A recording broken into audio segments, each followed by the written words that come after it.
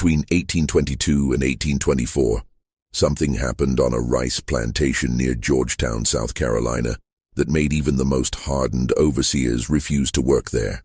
17 documented incidents, 43 unexplained injuries, and one enslaved man whose name was systematically erased from every plantation record, yet whose actions were whispered about in slave quarters across 3 counties for the next 40 years.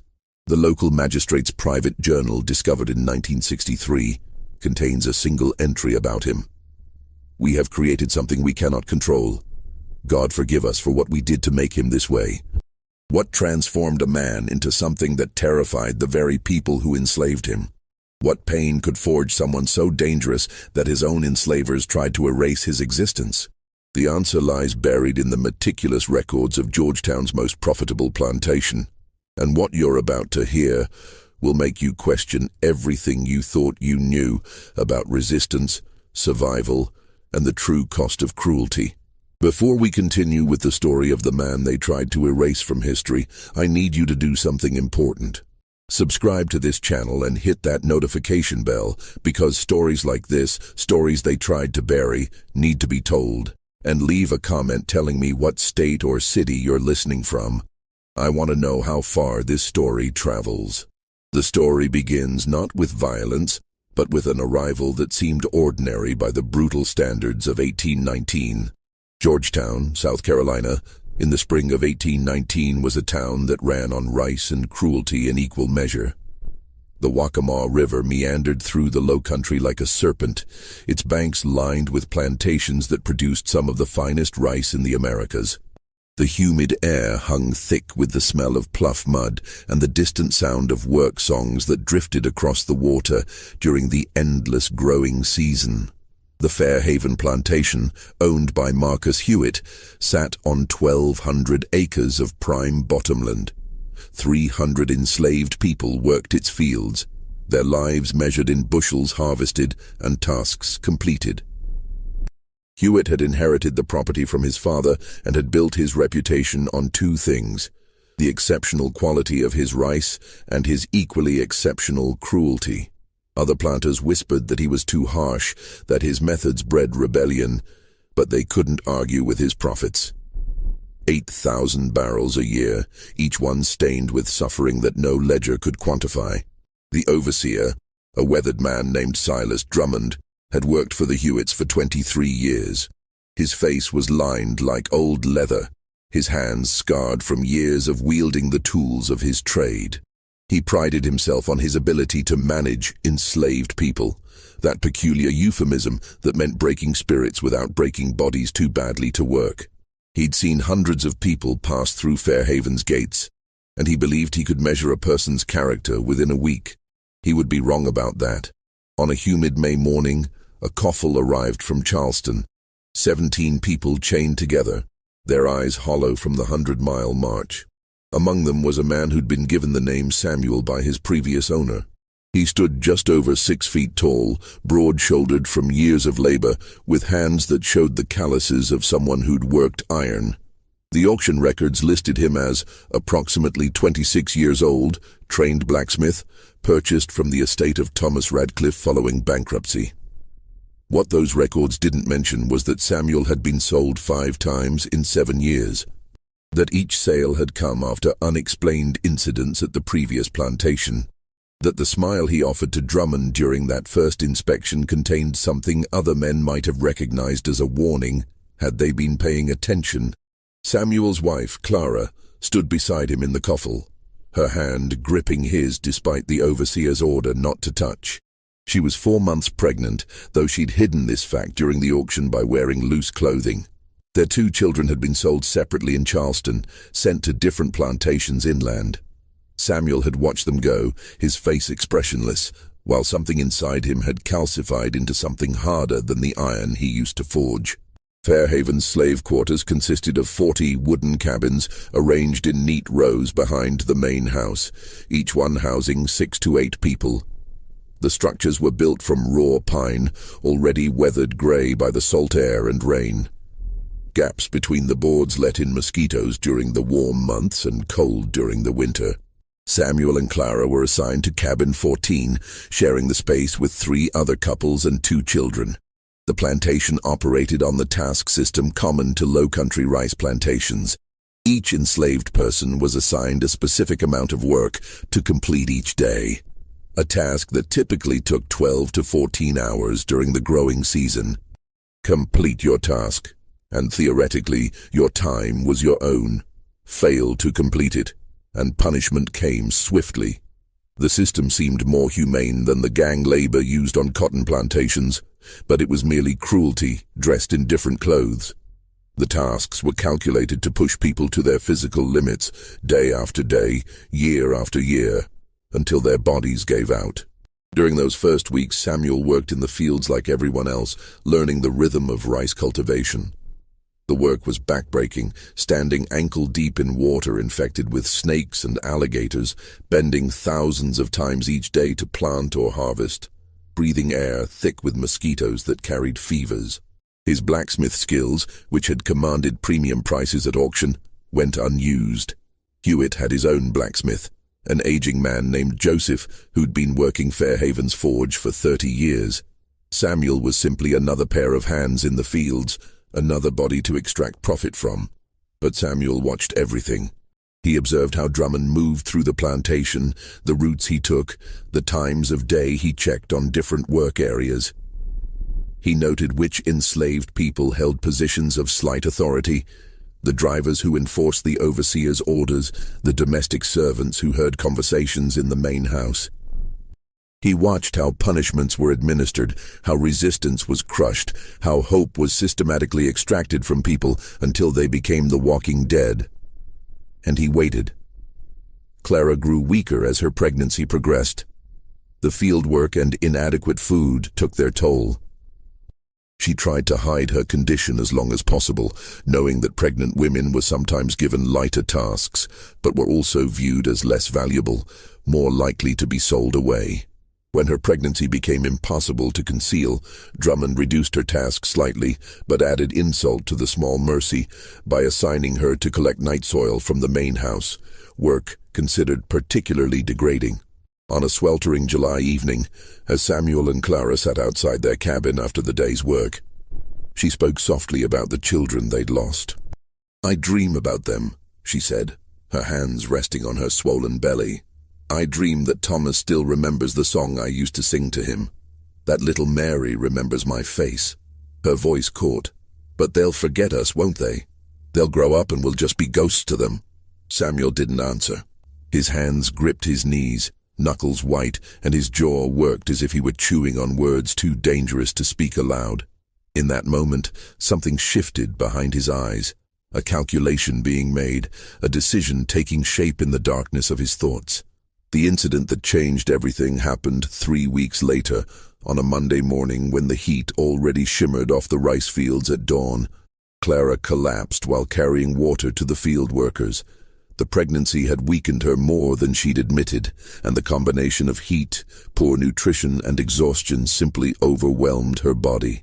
She lay in the mud between the rows of rice, unconscious, while the other workers gathered around her.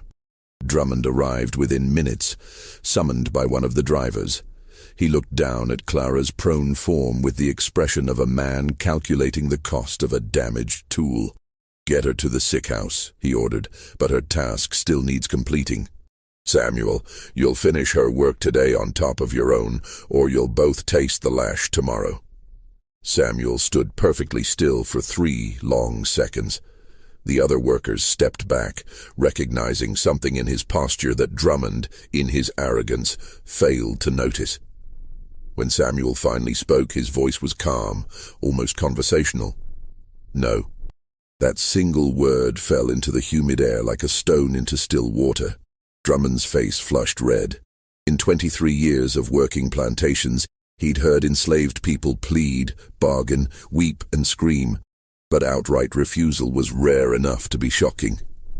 "What did you say to me?" "I said no." Samuel's eyes met Drummond's without wavering. "You'll tend to my wife properly. You'll call for the doctor. You'll make sure she and the child survive. And I'll finish both our tasks." The audacity of it stunned Drummond into momentary silence. An enslaved man didn't make demands, didn't negotiate, didn't speak to an overseer as if they were equals discussing terms. The proper response was immediate, brutal punishment to re-establish the natural order. But something in Samuel's stillness made Drummond hesitate. Some instinct that whispered this was different, that this man was different. "You're speaking mighty bold for someone who can be whipped within an inch of his life for that tone," Drummond said, trying to reassert control through threat. "You can whip me," Samuel agreed, his voice still eerily calm. "You can whip me until the flesh falls from my bones. But Clara gets proper care first, or I don't work another day on this plantation, not another minute, not another second. You can beat me to death, but you'll get no more labor from me. And Mr. Hewitt will want to know why his property suddenly became worthless." It was masterful psychological warfare, framing the ultimatum in terms of Hewitt's financial interests rather than mercy or justice. Drummond's face worked through several expressions: rage, confusion, calculation. Finally, he spat into the dirt. "Fine. I'll send for the doctor. But you'll work double tasks for a week after this. And if you fail even one, you and your wife both feel the consequences." Samuel nodded once sharply and turned to lift Clara gently from the mud. As he carried her toward the sick house, the other workers parted before him like water. They'd witnessed something unprecedented. A man who'd stared down an overseer and won, however temporarily. The whispers began that very day. The doctor came, a young man named Patterson who rode out from Georgetown that afternoon, more interested in his fee than in his patient. He examined Clara in the sick house, a drafty structure that held 6 rough beds and smelled of old sickness. His examination was cursory, but his conclusion was definitive. "She needs complete bed rest for at least a week, proper nutrition, and no physical labor until after the child is born. The pregnancy is at risk. If you work her, you'll lose both mother and baby." Drummond took this information to Marcus Hewitt that evening. The plantation owner listened to the report while sipping whiskey on his veranda, watching the sun set over his fields.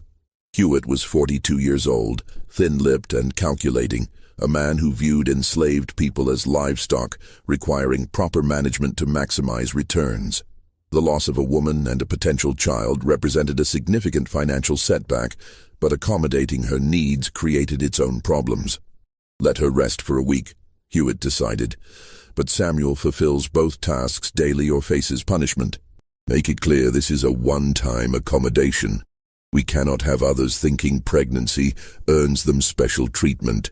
What happened over the next week became the subject of stories told in slave quarters across the Low Country for decades afterward. Samuel did the impossible. Every morning before dawn, he went to the fields and completed his own task, a full day's work of rice cultivation that would exhaust any man. Then, as the sun climbed toward noon, he began Clara's task. Other workers watched in awe as he maintained a pace that should have killed him. His hands bled, his back screamed, sweat poured from him in streams that left dark puddles in the mud. But he finished. Every single day he finished both tasks. On the third day, something strange began happening. As Samuel worked alone in the section of field assigned as Clara's task, other enslaved people started drifting over during their brief rest periods. They didn't speak. Speech would draw the attention of the overseers. But they worked. 10 minutes here, 15 minutes there. A row of rice planted while pretending to adjust a tool. Weeds pulled while apparently resting in the shade. It was collective resistance so subtle that the overseers failed to notice it, but it made the difference between Samuel's survival and his collapse. Drummond did notice, though. On the fourth day, he watched from a distance as Samuel received this covert assistance, and his face darkened with understanding. This was the thing overseers feared most: enslaved people acting in concert, building networks of solidarity that undermined the isolation each person was supposed to feel. One defiant man was manageable. A community beginning to organize itself even in small ways was dangerous. That evening, Drummond went to cabin 14 and ordered Samuel outside. 3 other overseers waited there, holding torches that cast dancing shadows across the quarters. The message was clear. This would be a public lesson. "You've been getting help in the fields," Drummond said. "That wasn't part of our arrangement. You said you'd do both tasks yourself." "I have done both tasks," Samuel replied carefully. "Every evening you've inspected my work and Clara's work and found both complete. Whatever help I received was freely given during other people's own time, after their tasks were finished. You have no grounds for complaint." It was true, and Drummond knew it. The task system's logic worked against him here. If someone completed their assigned work, their remaining time was theoretically their own. But Drummond wasn't interested in logic. He was interested in re-establishing dominance. "Strip your shirt," Drummond ordered. Samuel hesitated for the first time since this ordeal began. Around them, people emerged from cabins, drawn by the commotion. Clara appeared in the doorway of cabin 14, one hand braced against the frame, her face pale but her eyes fierce. Samuel looked at her, then slowly removed his shirt. His back bore the scars of previous beatings, some old and faded, others more recent. These were the permanent marks of enslavement, the physical records of a lifetime of being someone else's property. Drummond examined those scars by torchlight, then pulled out his whip, a braided leather thing that had tasted hundreds of backs. "This isn't about the work," Drummond said quietly, speaking loud enough for the gathering crowd to hear. "This is about remembering your place, about understanding that we decide when you've earned mercy, not you." The first lash cut across Samuel's shoulders, raising a welt that immediately began to bleed. Samuel didn't cry out. The second blow landed, then the third. Still, Samuel stood silent, his hands clenched into fists at his sides, his jaw locked tight. By the 10th blow, Drummond was breathing hard from exertion and frustration. Enslaved people were supposed to scream, to beg, to be broken by this. Samuel's silence was its own form of resistance, and everyone watching understood this. "Kneel," Drummond ordered. Samuel remained standing. "I said kneel." Drummond's voice cracked with anger. "You can beat me until I can't stand," Samuel said, his voice steady despite the pain that must have been coursing through him. "But I won't kneel. Not for you. Not for any man who thinks he owns me." The crowd of watchers drew in a collective breath. This was sedition of the most dangerous kind, not violent rebellion but philosophical rejection of the entire system. Drummond raised his whip for another blow, but a voice stopped him. "That's enough, Silas." Marcus Hewitt emerged from the darkness beyond the torchlight, having been summoned by a domestic servant who'd witnessed the confrontation beginning. Hewitt approached Samuel slowly, studying him with the expression of someone examining an interesting specimen. "You're quite remarkable," Hewitt said conversationally. "In my experience, pride like yours is either beaten out of a man or it consumes him entirely. Which do you suppose will happen to you?" Samuel met his eyes without flinching. "I reckon time will tell, sir." Hewitt actually smiled at that. "Indeed it will. Silas, that's sufficient punishment for now. Samuel has fulfilled his obligations. His wife may rest for the remainder of the week, as the doctor ordered." He turned to address the crowd. "All of you, back to your cabins. And remember this, mercy is given at our discretion, not demanded as a right. We are generous when we choose to be, but that generosity can be withdrawn just as easily." As the crowd dispersed, Hewitt leaned close to Samuel and spoke in a voice only he could hear. "You have something that worries me. Intelligence and will. That's a dangerous combination in a slave. I'll be watching you very carefully from now on. And trust me when I say you don't want my attention." Clara gave birth 6 weeks later, on October morning when the first hints of autumn finally began to cool the oppressive heat. The child was a girl, born healthy despite all the hardships her mother had endured. They named her Ruth, and for a brief time, something like hope flickered in that cabin. Samuel held his daughter with a tenderness that seemed at odds with the hardness that had grown in him, and Clara sang the same lullabies she'd once sung to the children they'd lost. But hope proved fragile in a place like Fairhaven. In November, Joseph, the plantation's blacksmith, died suddenly of a fever that swept through the quarters. The old man had trained no replacement, and Fairhaven's blacksmith shop stood empty at a time when hundreds of tools needed maintenance and repair. The rice harvest had dulled countless hoes and sickles. Plow blades needed resharpening. Iron hinges and locks throughout the plantation required attention. Marcus Hewitt remembered that Samuel had been advertised as a trained blacksmith. 2 days after Joseph's death, Samuel was reassigned from field work to the forge. On the surface, this seemed like an improvement. Blacksmith work was skilled labor, conducted under a roof, theoretically less physically punishing than rice cultivation. But Hewitt wasn't motivated by mercy. He needed a blacksmith, and Samuel's defiance weeks earlier had marked him as someone requiring close supervision. The forge sat just 50 yards from the main house, within easy view of Hewitt's study window. Samuel approached the forge on his first morning with mixed feelings. Metalwork had been his trade before the endless cycle of sales that had eventually brought him to Fairhaven. He'd learned the craft in Virginia, apprenticed to a skilled blacksmith who'd treated him with something approaching respect. The work had given him a sense of purpose, a way to create rather than simply toil. But that was before Thomas and Mary had been torn from his arms, before Clara had collapsed in the fields, before 10 lashes had stripped skin from his back while Drummond tried to break his spirit. The forge itself was a sturdy brick structure with a high roof to vent smoke and heat.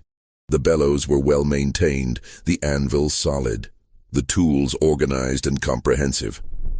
Joseph had been a meticulous craftsman, and his workspace reflected that. Samuel ran his hand along the anvil's surface, feeling the countless tiny dents and scratches that recorded years of work. In another life, this would have been a sanctuary. He started slowly, reacquainting himself with the rhythms of the trade. Fire management, building the coal bed to the right temperature, learning the forge's particular quirks. Metal selection, understanding which pieces of scrap iron could be reworked and which were too brittle or flawed. Tool repair, reshaping the damaged implements that had been accumulating since Joseph's death. The work consumed him, providing a temporary escape from the rage that simmered beneath his surface. Drummond checked on him regularly, suspicious of any activity he couldn't fully control. But there was little to observe. Just a man working metal, sweat gleaming on his skin as he hammered hot iron into useful shapes. What Drummond failed to notice were the small items Samuel created during the brief moments when he wasn't working on plantation business. A thin metal file, small enough to hide in a sleeve. A carefully shaped wedge that could pry open a locked door or window. Small pieces of iron wrought into shapes that might serve purposes beyond what any overseer could imagine.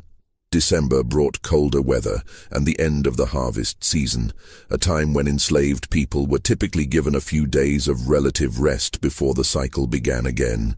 Hewitt, in keeping with common plantation practice, announced that Christmas would include 3 days without field labor, along with extra rations of food and a small amount of liquor for the adults. These brief holidays served a cynical purpose. They gave enslaved people just enough relief to prevent total despair, while reinforcing the idea that any mercy came from the master's generosity rather than being a right. On Christmas Eve, Hewitt called Samuel to the main house. This summons sent ripples of anxiety through the quarters. Being called to the house usually meant punishment, special assignment, or bad news. Clara watched her husband walk across the yard with her hand pressed to her mouth, Ruth sleeping against her shoulder. Samuel found Hewitt in his study, a comfortable room lined with books and furnished with dark wood furniture shipped from England. The plantation owner sat behind a massive desk, examining papers by lamplight. He didn't look up when Samuel entered. "Close the door," Hewitt said. Samuel did so, his mind racing through possibilities. The silence stretched out for nearly a minute before Hewitt finally set down his papers and fixed his gaze on Samuel. "Do you know why I brought you here?" Hewitt asked. "No, sir. I wanted to have a conversation, an honest one, between two intelligent men." Hewitt leaned back in his chair. You're educated, Samuel. I can see it in the way you speak, the way you think. Someone taught you to read, didn't they? Before you were sold the first time? Samuel said nothing, knowing that literacy among enslaved people was illegal in South Carolina and could result in severe punishment. Hewitt waved his hand dismissively. I don't care about that. What interests me is understanding you. In my years managing this plantation, I've encountered many types of slaves. The ones who are broken from birth, who accept their lot without question. The ones who are broken by experience, whose spirits are crushed gradually. The ones who resist openly and are destroyed for it. And then there are the rare ones like you, people who don't break, who maintain some core of selfhood despite everything we do to strip it away. You fascinate me because you should have been crushed years ago, and yet here you stand, unbroken. Is there a question in all that, sir? Samuel asked carefully. Yes. What would it take to make you accept your position? What would I have to do to transform you from a potential problem into a productive, docile worker? The question hung in the air between them. Samuel understood he was being tested, that his answer mattered in ways he couldn't fully predict. He chose his words with precision. You're asking the wrong question, sir. You can't make me accept slavery, because acceptance would require believing I deserve to be enslaved. And I know I don't. Neither does my wife. Neither did my children before you people sold them away from me. You can force obedience through violence. You can extract labor through threats. But you can't make anyone accept the fundamental injustice of owning another human being. The most you can hope for is that we pretend to accept it while we survive. Hewitt studied him for a long moment, then did something unexpected. He smiled. That's precisely the answer I hoped you'd give, because it confirms my assessment of you. You're dangerous, Samuel. Not because you're violent. Violence is easy to control. You're dangerous because you see clearly, because you understand exactly what this system is, and you refuse to internalize the lie that it's natural or right. Men like you are the reason we have patrols and laws and constant vigilance. You're the nightmare that keeps plantation owners awake at night. If you think I'm so dangerous, why not just sell me? Samuel asked. Because danger can be useful if properly directed. Hewitt stood and walked to the window, looking out over his property. I have a proposition for you. You'll continue working as my blacksmith. You'll train several others in the trade so I'm not dependent on a single person. In exchange, I'll ensure Clara receives lighter work assignments appropriate for a nursing mother. I'll provide your cabin with extra rations, and I'll promise you this, as long as you cause me no trouble, I will not sell you Clara or Ruth separately. Your family stays together. The offer was clever because it exploited the one vulnerability Samuel couldn't armor against, his love for his family. The promise of keeping them together was exactly the kind of incentive that might transform a potential rebel into a compliant worker. Hewitt was offering a devil's bargain, submission in exchange for the thing Samuel wanted most. And if I refuse this generous offer? Samuel asked. Then I sell Clara and Ruth south, Georgia or Alabama, where you'll never see them again. And you remain here working my forge, with nothing but memories and regret to keep you company. You'd become exactly what I need you to be anyway, but you'd have lost everything in the process. Samuel felt the trap close around him. This wasn't really an offer. It was coercion, dressed in the language of negotiation. But what choice did he have? He could refuse on principle and lose his family, or accept the deal and retain some small sphere of safety for them. The choice wasn't really a choice at all. I accept your terms, Samuel said quietly. Excellent. Hewitt returned to his desk and made a note in his ledger. You'll start training others after the new year. And Samuel, don't mistake this arrangement for friendship or respect. You're still my property. This is simply good business, keeping valuable assets productive. Dismiss yourself. Samuel left the study and walked back across the dark yard to cabin 14. Clara met him at the door, her eyes full of questions. He told her about the arrangement, about the protection it offered, and the price it demanded. They held each other in the darkness while Ruth slept nearby, and neither of them spoke about the fact that they'd just accepted chains slightly longer than before, but chains nonetheless. The new year of 1820 began with unusual cold that froze the shallow waters of the rice fields and made the work of preparing for spring planting even more miserable. Samuel spent his days in the relative warmth of the forge, training 3 other enslaved men in the basics of blacksmithing. He taught them methodically fire management, metal properties, basic tool repair, the maintenance of edges and points.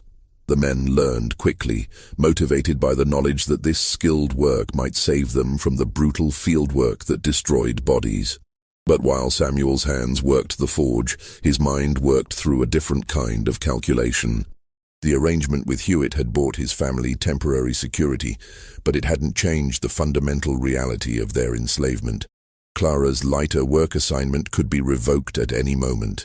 The promise not to sell them separately meant nothing if Hewitt decided to sell them together, or if financial pressures forced a sale, or if Hewitt simply died and they became part of his estate's liquidation. The illusion of security was just that, an illusion. Samuel began to pay attention to things he'd previously ignored. The patrol routes taken by the white men who rode through the area at night, enforcing curfews and hunting for runaways. The schedule of supply deliveries to the plantation. The comings and goings of traders and visitors to Georgetown. The network of roads that connected the plantation to the wider world. He didn't have a specific plan yet, but he was gathering information the way a blacksmith gathers raw materials, not knowing exactly what he'll build, but knowing he'll need resources when the time comes. In February, a man arrived at Fairhaven who would inadvertently provide the catalyst for everything that followed. His name was William Sterling, and he was a slave trader passing through Georgetown on his way north to Virginia. He stopped at Fairhaven to conduct some business with Hewitt, the sale of 3 enslaved people who'd been deemed troublesome on other plantations.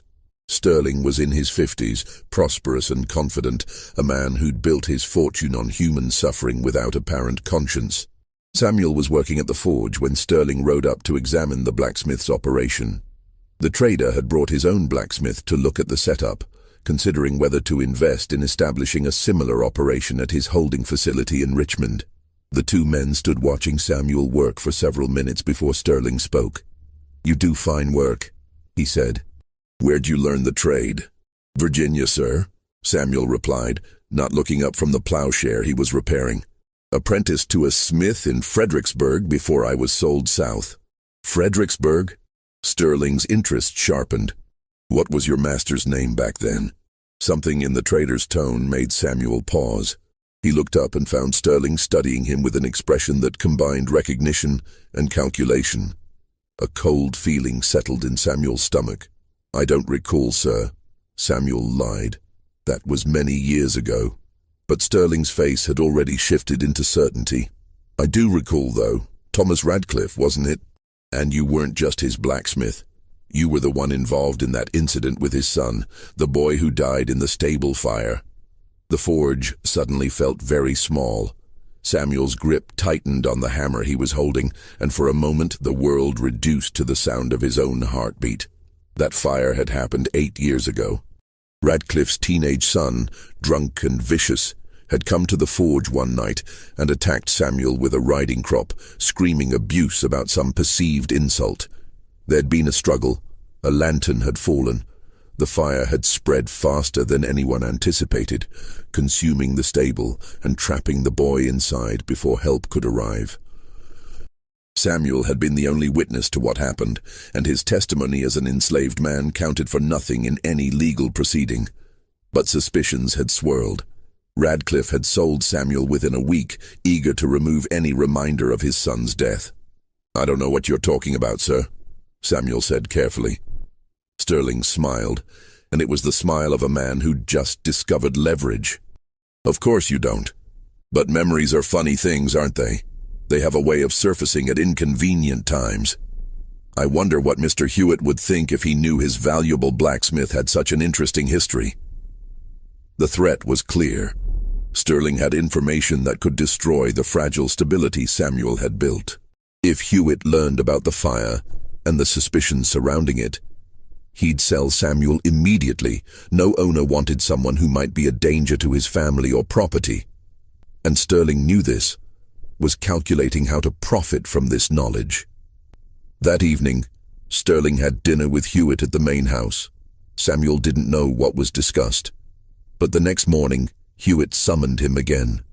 "Mr. Sterling has made me aware of some concerning information about your past," Hewitt said without preamble. "He's also made me an offer. He'll pay top dollar to purchase you and take you back to Virginia, where apparently you're wanted for questioning about a fire that killed a white boy." Samuel's blood turned to ice. "I had nothing to do with that boy's death, sir. It was an accident." "Perhaps. But the law in Virginia might see it differently. Sterling seems to think they would." Hewitt paused. "However, I've declined his offer. You're too valuable to me as a blacksmith, and I don't make business decisions based on old rumors. But understand this. If you give me any reason to regret keeping you, if you cause any trouble whatsoever, I will sell you to Sterling without hesitation. Your family stays here, and you go north to face whatever awaits you there." The new threat hung over Samuel like a blade. Sterling remained in Georgetown for 3 more days, conducting his business, and Samuel knew the trader was simply waiting for Hewitt to change his mind. Every moment felt precarious, as if the ground beneath his feet might give way at any second. On Sterling's last night in Georgetown, something happened that changed the trajectory of everything that followed. The trader accepted an invitation to dine with several prominent plantation owners at a tavern in town, a social gathering that included Hewitt and 2 other major landowners. These men drank whiskey and discussed business and politics late into the evening, their voices growing louder as the alcohol flowed. Samuel learned about this gathering the next day from a domestic servant named Rachel, who'd been working at the tavern that night. She told the story in whispers to a small group in the quarters, her voice tight with anger. Sterling had been boasting about his success in the slave trade, telling stories about his methods for breaking difficult cases. He'd described in detail how he handled enslaved people who showed too much spirit or intelligence, techniques involving isolation, strategic violence, and psychological torture designed to destroy the will to resist. But what made Rachel's hands shake as she told this story was Sterling's account of a woman he'd purchased in Charleston the previous year. A woman traveling with 2 children, a boy about 5 and a girl about 3. Sterling had described separating the woman from her children, selling them to different buyers in Georgia, watching the mother's spirit break as she was loaded onto a ship bound for Cuba. He'd laughed while telling this story, describing her screams as entertainment. The description matched Samuel and Clara's children perfectly. The ages, the timing, the location of the sale. When Samuel heard this story, something inside him that had been bent finally snapped. He walked to the forge in a daze, his mind replaying Sterling's words as Rachel had reported them. His children sold away and scattered like seeds in the wind, their fates unknown and likely terrible. Their mother, separated from them and sent to Cuba, where slavery was even more brutal than in the American South. And Sterling, laughing about it over whiskey, treating their suffering as an entertaining anecdote. Samuel stood in the forge for a long time, staring at the fire without seeing it. Then he began to work. His hands moved with purpose now, creating something specific. Over the next 4 hours, working late into the night, long after everyone else had gone to their cabins, he forged something he'd been thinking about for months, but had never allowed himself to actually make. It was a key, or rather, 3 keys, each one carefully shaped to match the locks he'd been studying since his arrival at Fairhaven. One for the Plantation's storage shed where extra tools and supplies were kept, one for the tack room where bridles and saddles hung, and one for the door of the smokehouse, which sat close to the perimeter of the plantation grounds.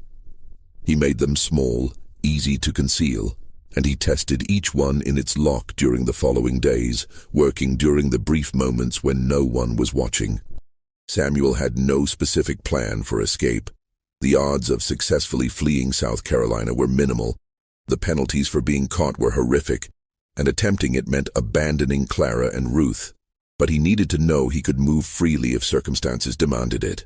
He needed some small measure of control in a situation designed to strip away all agency.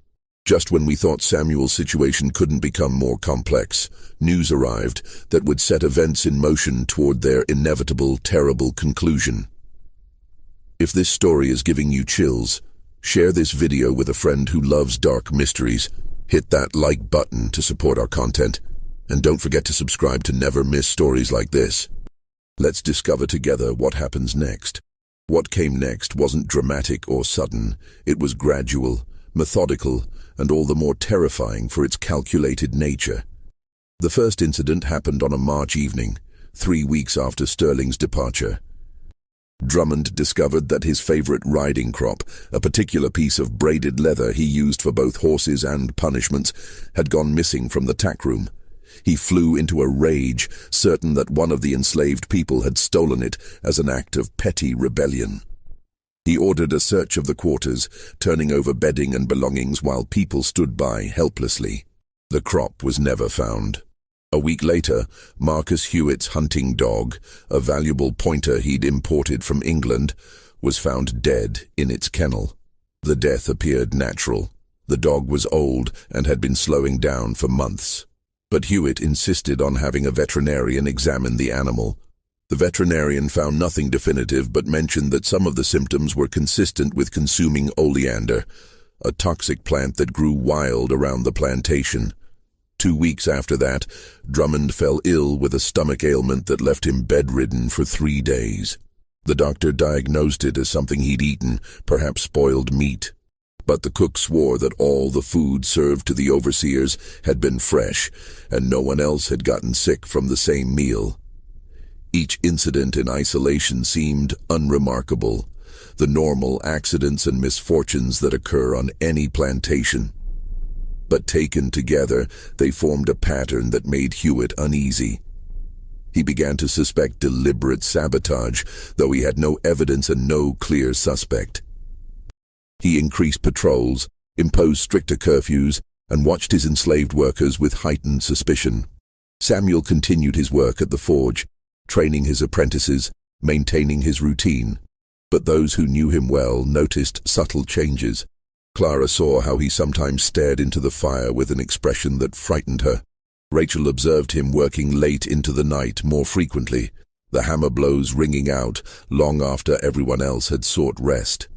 The other men in cabin 14 remarked on how he'd sometimes wake in the darkness and sit perfectly still for hours, as if engaged in silent communion with something they couldn't see. In May, a traveling preacher arrived in Georgetown, a Methodist minister named Reverend Thompson, who made regular circuits through the Low Country, preaching to both white and enslaved congregations. Hewitt, like many plantation owners, permitted and even encouraged these religious visits, believing that Christianity made enslaved people more docile and accepting of their condition. On a Sunday morning, Thompson preached to Fairhaven's enslaved community in an open area near the quarters. His sermon was drawn from Exodus, the story of the Israelites' enslavement in Egypt and their eventual liberation.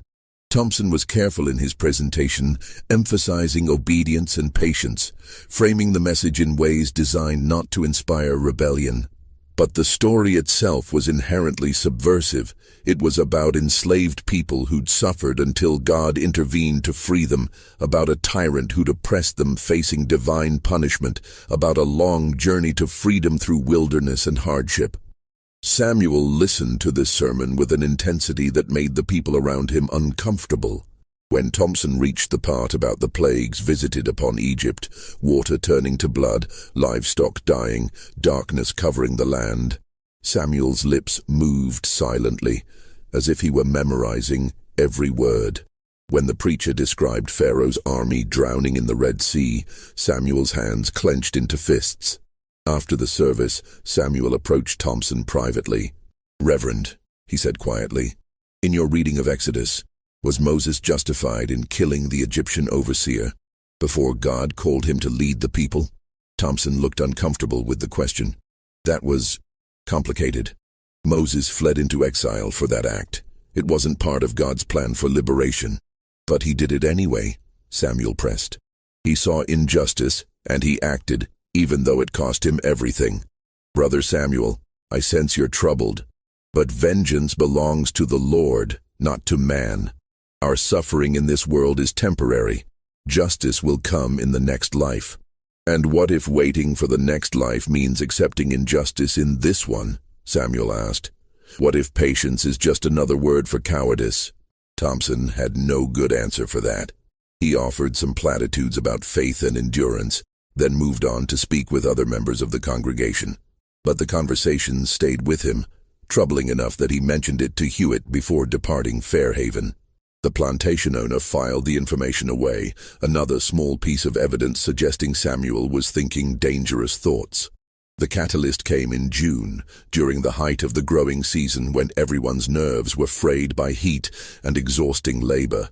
Clara, who'd been working lighter duties since Ruth's birth, was reassigned to full field work by a new overseer named Jacob Cross, who'd been hired to replace the aging Drummond. Cross was younger, more ambitious, and eager to prove his worth by increasing productivity. He viewed Clara's reduced workload as an indulgence that needed correcting. When Samuel learned of this change, he went directly to Hewitt's study to protest. "Sir, you promised Clara would have appropriate work while she's nursing. Sending her to the fields breaks our agreement." Hewitt looked up from his papers with annoyance. "That arrangement was made when you were my only blacksmith. Now you've trained 3 others. The situation has changed. Your wife returns to full duties. If you have a problem with that, we can revisit Sterling's offer to purchase you." The threat was clear, but this time Samuel didn't back down. "Then revisit it," he said quietly, "because I won't stand by while you break your word and destroy my wife's health." The boldness of this statement shocked Hewitt into momentary silence. Enslaved people didn't issue ultimatums, didn't challenge their owners' decisions, didn't speak of agreements as if they had legal weight. This was insurrection of the most fundamental kind, the rejection of the owner's absolute authority. "Get out of my house," Hewitt said, his voice dangerously low, "and know that you've just sealed your family's fate." That night, Samuel didn't return to cabin 14. Instead, he went to the forge and worked through the darkness, the sound of hammer on anvil ringing out like a heartbeat. Clara came to find him near midnight, Ruth wrapped in a cloth against her chest. "What are you doing?" she asked, seeing the wild look in his eyes. "I'm making a choice," Samuel said. His hands worked the metal with fierce precision, creating something Clara couldn't quite identify in the dim light. "For 8 years, I've bent. I've submitted. I've swallowed every humiliation because I thought if I just endured long enough, if I just played by their rules, I could keep us safe. But there is no safety. There are no rules, not for us. There's only their whim, their cruelty, and our suffering. Samuel, you're frightening me." He stopped working and looked at her, really looked at her for the first time in weeks. "I know, and I'm sorry, but I can't be what they want me to be anymore. I can't be docile. I can't pretend this is acceptable. Something has to break, Clara. And I've decided it won't be me again." "What does that mean? What are you planning?" Samuel didn't answer directly. Instead, he pulled out a small cloth bundle from where he'd hidden it behind the forge. Inside were the keys he'd made months earlier, along with several other items he'd been collecting: a knife, some rope, a tinderbox. "If something happens to me," he said, "you take Ruth and you go north. Use these keys to get supplies from the storage shed. There's an old canoe hidden in the marsh grass near the south field. I saw it months ago when I was working there. Take it upriver at night when the patrols are sleeping. Follow the stars. Find people who'll help you." "You're talking about running," Clara said, her voice barely a whisper. "They'll kill you if they catch you. They'll kill all of us. Maybe. Or maybe I'll do something that makes running unnecessary." Before Clara could press for more details, footsteps approached the forge. It was Cross, the new overseer, accompanied by 2 other white men Samuel didn't recognize. They carried rifles and looked like they'd been drinking. Well, Cross said with a sneer. "The troublemaker who thinks he can make demands of Mr. Hewitt. You got a lot of nerve, boy. I think it's time someone taught you your place proper." Samuel set down his hammer slowly, his eyes moving between the three men and calculating odds. "It's late," he said evenly. "Whatever you want can wait until morning." "Nah, I don't think it can." Cross stepped closer. "See, Mr.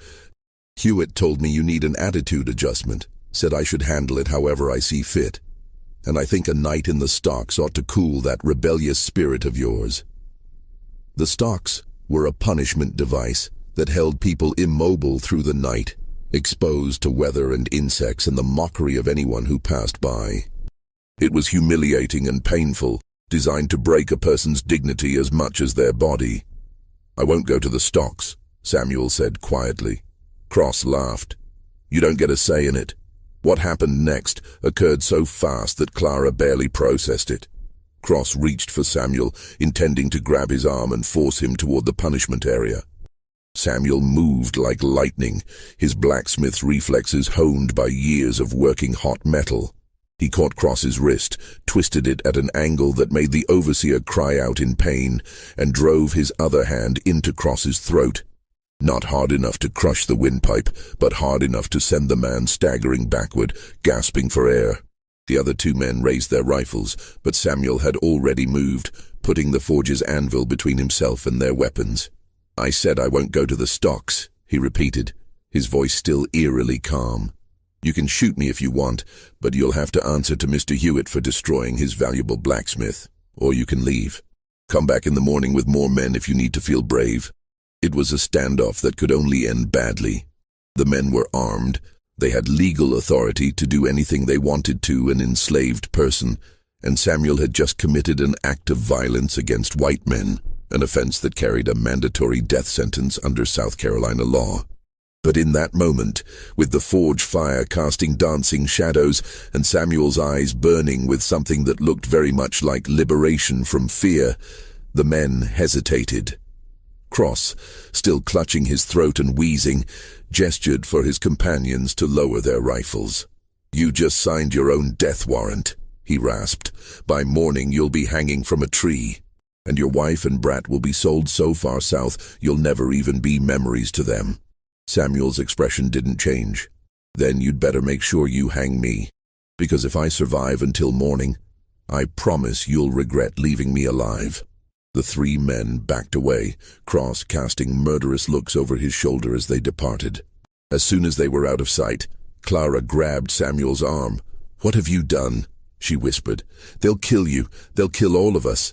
"They were always going to kill us," Samuel said, and there was a strange peace in his voice now, as if he'd crossed some invisible threshold beyond fear. "Maybe not today or tomorrow, but eventually. This system kills us slowly if we submit, or quickly if we resist. At least this way I got to choose." He pulled Clara close, kissing her forehead, then Ruth's. "Take the keys. Take the supplies. Go tonight. Don't wait. I won't leave you. You have to, for Ruth. Give her the chance I couldn't give Thomas and Mary." The sound of shouting rose from the direction of the main house, Cross raising the alarm, gathering men, preparing to return with overwhelming force. Samuel pressed the cloth bundle into Clara's hands. "Go, now, please."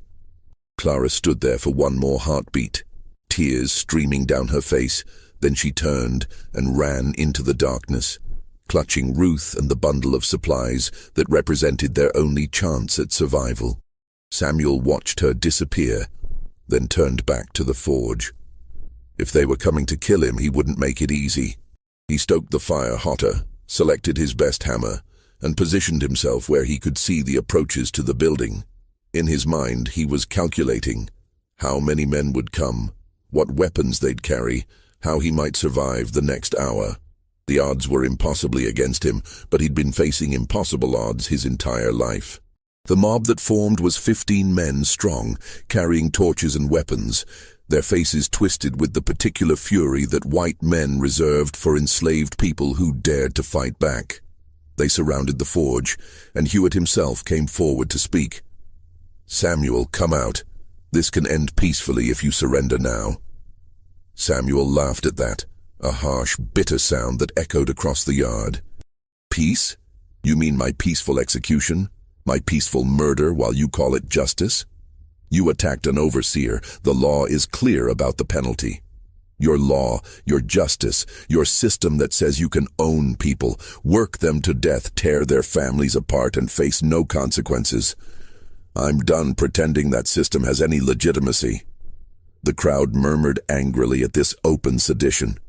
Hewitt's face hardened. "Then you've chosen death. We'll burn you out." And that's what they did. Torches sailed through the air, landing on the forge's wooden roof. The dry pine caught quickly, flames spreading across the structure. Heat intensified rapidly, smoke billowing, making it impossible to breathe. Samuel had perhaps 2 minutes before the fire would consume everything. He made his choice in that moment. He could die in the flames, his end forgotten, his resistance reduced to a cautionary tale told to other enslaved people to discourage rebellion. Or he could give them something to remember, something that would haunt their dreams and make them fear every enslaved person who looked at them with defiant eyes. Samuel grabbed an iron rod from the forge, long, heavy, heated to red-hot temperature by the fire. Then he charged out of the burning building directly into the crowd of men. What happened next was chaos. Samuel swung the burning rod like a weapon, forcing men to scatter, their clothes catching fire where the metal touched them. He broke through their line and ran, not toward the quarters where Clara might be, but toward the rice fields, leading the pursuit away from his family. Men fired rifles into the darkness, but Samuel was fast, fueled by adrenaline and the desperate energy of someone with nothing left to lose. The pursuit lasted through the night, a deadly game of chase through the dark fields and marshlands surrounding Fairhaven. Samuel's knowledge of the plantation's layout served him well. He led the men through difficult terrain, across muddy irrigation ditches, into areas where snakes and alligators made pursuit dangerous. Several men were injured in the chase. One fell into a ditch and broke his leg. Another was bitten by a water moccasin and had to be carried back to the plantation. As dawn broke, Samuel had successfully evaded capture for 7 hours, an almost unthinkable feat that would be talked about for years afterward. But exhaustion was catching up with him, and the men hunting him had been reinforced by slave catchers from neighboring plantations. Dogs had been brought in, their baying voices cutting through the morning air. Samuel made his final stand in a grove of cypress trees near the edge of Hewitt's property, his back to a massive tree trunk, the iron rod still clutched in his hands. When the men finally surrounded him, he was covered in mud, bleeding from several cuts, but still standing with that same fierce defiance that had defined him from the beginning. "Shoot him!" someone shouted. But Hewitt, who'd followed the pursuit, held up his hand. "No. He's destroyed valuable property, injured several men, led us on a hunt that's wasted a night's work from everyone on this plantation. He doesn't get a quick death. He gets an example." They took Samuel to Georgetown's public square, where executions and severe punishments were carried out as community spectacles. A post had been erected specifically for this purpose, and Samuel was tied to it while hundreds of people gathered to watch. The penalty for his crimes was legally clear: whipping until death, a punishment that could take hours to complete, meant to be so terrible that it would discourage any other enslaved person from similar resistance. But before the punishment could begin, something unexpected happened. Clara appeared at the edge of the crowd, Ruth in her arms, flanked by 2 enslaved men from Fairhaven. She hadn't run as Samuel had ordered. She'd hidden through the night, and when dawn came, she'd made the choice to be present for whatever came next. "I want to see him," she called out, her voice clear and strong. "I have the right to say goodbye to my husband." The crowd murmured. Technically, she had no rights at all, but there was something in her bearing, some dignity, that made even the angry mob hesitate. Hewitt, perhaps seeking to display magnanimity that would make the subsequent execution seem more just, gestured for her to approach. Clara walked through the parted crowd to where Samuel was tied to the post. Their eyes met, and in that moment, an entire conversation passed between them without words. She touched his face gently, then spoke loud enough for everyone to hear. "You are the bravest man I have ever known," she said. "You never bent. You never broke. You never accepted that they had the right to own us. And because of that, you're free in ways they will never understand. Our daughter will know your name. She'll know what you fought for. She'll know that her father died standing up rather than living on his knees." Then she did something that sent a shock through the assembled crowd. She kissed him, long and tender in full view of everyone. It was an assertion of their humanity, their love, their marriage, all things the system of slavery sought to deny. It was an act of rebellion as profound in its way as Samuel's violent resistance had been. When Clara stepped back, Samuel looked out at the crowd of white faces, many of them contorted with anger or disgust or fear. He spoke then, his voice carrying across the square. "You think you're about to punish one difficult slave. You're not. You're creating a story that will be told in every slave quarter in South Carolina. You're making me into something you can't control, a memory, an example, a promise that resistance is possible. You can destroy my body, but you can't destroy what I represent. And there are hundreds like me, thousands, all of us just waiting for our moment. You should be afraid, because we are coming." The whipping began moments later. What happened during those next hours was too brutal to describe in detail, designed to break not just Samuel's body but his spirit, to reduce him to begging and pleading for the mercy that would never come. But witnesses later said that Samuel never screamed, never begged, never gave them the satisfaction of his complete degradation. He endured in silence, his eyes fixed on some distant point beyond the crowd, beyond the pain, beyond the moment. He died as the sun reached its highest point, still tied to that post, still defiant in death as he had been in life. His body was left there for 2 days as a warning to any other enslaved person who might think of resistance. Clara was sold 3 days later, along with Ruth, to a planter in Georgia. But she kept her promise. She told her daughter about Samuel, about his strength and his sacrifice. And Ruth told her own children years later, after emancipation finally came. The story spread through the generations, changing and evolving, but always maintaining its core truth, that there had been a man who refused to accept slavery, who fought back even when it cost him everything, who died free in spirit even as he remained enslaved in body. The plantation records from Fairhaven show an unusual gap in 1820. Several pages have been torn out of the ledgers for that year, removing any official record of Samuel's existence or his death. Marcus Hewitt died in 1831, and local accounts suggest he became increasingly paranoid in his final years, sleeping with weapons near his bed, starting at shadows. The forge at Fairhaven was never rebuilt. The site was left empty as if some unspoken agreement had been reached that it was better to let that place remain abandoned. In Georgetown's historical archives, there's a letter written in 1867 by a formerly enslaved woman who'd lived on Fairhaven as a child. She wrote about the stories the older people used to tell in the quarters, stories about a man who'd been so dangerous that his own name had been forbidden to speak aloud.